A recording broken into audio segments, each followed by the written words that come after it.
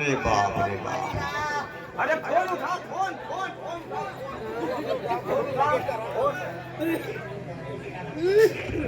अरे मोर रानी हमारे जिंदगी में काल के गए। अरे मोर रानी कहो देखा दो नाच न हो पाई कहा भैया। अरे यार एक मैयत तो हमू परी बा दूसरी मैयत यहू है। अरे मोर रानी हमारे जिंदगी में काल के गए। अरे मोर बहिनी अब देखा जितना जने खड़ा हैं इनके लोग बहुत मगन हैं कि है राजा फिर के रही खाए की मिली। अब हमको पूछना पड़ेगा कि आखिर क्या हुआ नानी नानी कर रही हैं। ए मलकी मोर नानी का भय काहे रोवत हो। अरे मोर नानी अरे का भय का बताई। अरे मोर नानी छोड़ी के हम के चली गई नानी। अरे मोरी मैया घबराना हम जानत है हमार सासू चल रही है। हमार नानी छोड़ चली गई। अरे मोर रनिया का भसाता पतिया तू। अरे मोर रजवा नानी छोड़ के चली गई रजवा हमार नानी मर गई। अरे मोर तहिया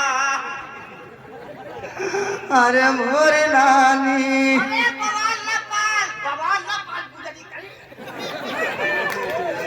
हमार नानी मर गई। अरे बोल भैया पर पैसा दिया बपाई बन जा। अरे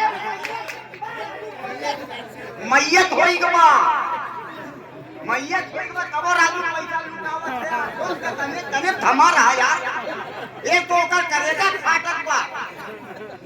अरे मोर मौसी मौसी तोरे मौसियो हैं का वह तोहार मौसी हो तो अलगे चिल्लात में। अरे मोर माई अच्छा हाँ ये बताओ तुहार नानी मर गई। हमार नानी छोड़ के चली गई रमवा। देखा जे हमार संभाव काम पंचो जे लाए भाई मृत्यु लोक है एक दिन जाबे करी। लेकिन ये बतावा तुहार नानी जिम्मेदार रही जाना। हाँ। और कुछ चिन्ह चकिया दे के गए कि ना नानी कहीं हम बताई एक ही बहुत बड़ा दलान दे के गए तब पे नानी कहीं रोवत है। ये पगली दलान अरे कितना 2-4 हाथ का हुई। अरे बहुत बड़ा का बहुत बड़ा का बहुत बड़ा बहुत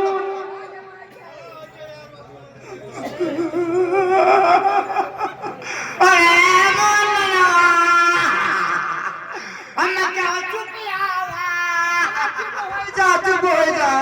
अरे मोर नानी अरे मोर मौसी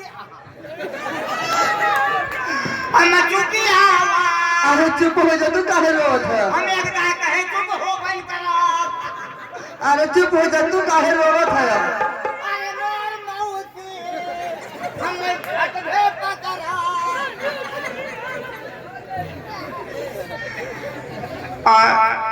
तू काहे रोत है। हमें नाते रोत है जब तोहरे नानी टिकठिया लेके जात रही तो हमार नाना वहीं भैंस चरावत रही भैंस। हाँ हाँ और जब देखे तोहरे नानी टिकठी तो तुरंत बेहोश हो गई और बेहोश हो गई एकदम मरी गई।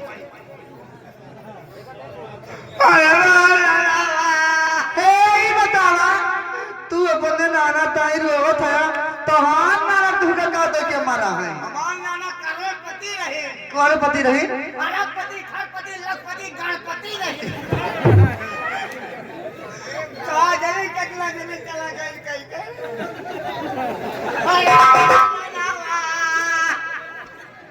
हमें चुपियावा ना हमरो जानो भगवान को आगे थारे वाला है। चुप रह जा चुप हो जा तहन नाथ का दे के मारा है।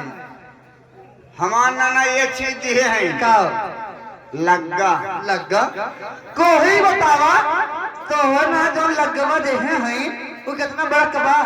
बहुत बड़ा बा। कितना बड़ा बा? बहुत बड़ा। अरे कितना बड़ा बा? अरे पूरे का बता करी इतना लंबा बा कि का बताई बहुत बड़ा तो बा। वही बतावा, जब लगवा इतना बड़ा बा तो लगवा तोहार कहाँ धई जाए? वही तोहरे नानी के दलनिया में। अब आपको हम ये बताना चाहते हैं कि दलान क्या है और लग्गा क्या है। दलान हो गया दुनिया, दलान हो गया दुनिया और लग्गा हो गया सड़क।